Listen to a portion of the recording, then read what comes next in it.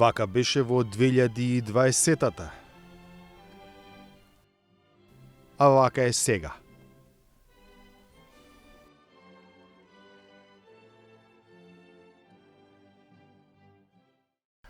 Веќе 4 години земјата е дел од најмоќниот воено-политички сојуз во кој влезе по исполнувањето на потребните критериуми, но и по компромисот со Грција и потпишувањето на Преспанскиот договор кој значеше промена на уставното име. Отстапките вредеа, вели владиниот врв кој денеска се собра за да одбележи годишнината од зачленувањето во Алијансата. Верувам дека сите граѓани се горди на гледката како знамето на Северна Македонија се развиорува пред седиштето на НАТО во Брисел. Таа слика е сликата на историјата и иднината во едно место. И горд сум што успеавме да испишеме таква историја. Денеска Северна Македонија е вреднувана членка на Алијансата. Не само што живееме во стабилност и известност, туку ние сме фактор на стабилност на Западен Балкан. Неполни 2 години по приемот на земјава во НАТО, Европа се соочи со незамисливото. Војна од огромни размери на нејзино тло. Во февруари 2022 Русија изврши инвазија врз Украина. Денес има околности кои што ни укажуваат дека сме донеле вистинска одлука, дека сме биле на вистинската страна. Имаме војна во Украина, а ние сме на безбедната линија на границата во Европа.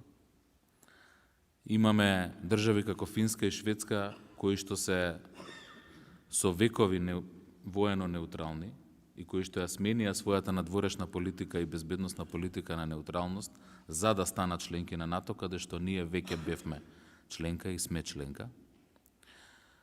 И имаме ситуација во регионот каде што 3 од 6 држави од Западен Балкан се членки на НАТО, а ние сме меѓу тие 3.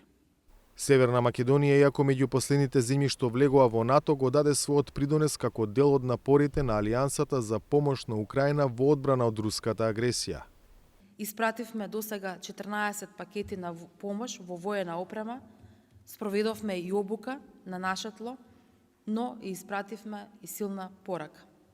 И ќе продолжиме да му помагаме на народот во Украина во борбата против агресорот Русија се до конечна победа. Не постои друга опција за слободниот и демократски свет, освен победата на Украина во оваа неправедна војна. Таа помош не е само символична. За Украина, меѓу другото, заминаа тенкови Т-72, авиони Сухој 25, хеликоптери Ми-24, артилериско и пешадиско оружје. Дел од ова опрема, која со години не беше дел од формациското вооружување на АРМ, веќе се најде на украинскиот фронт. Земјава по влезот во НАТО успеа да го зголеми процентот од БДП кој оди за одбраната. Годинава е нешто над 2% и го продолжи процесот на модернизирање на армијата.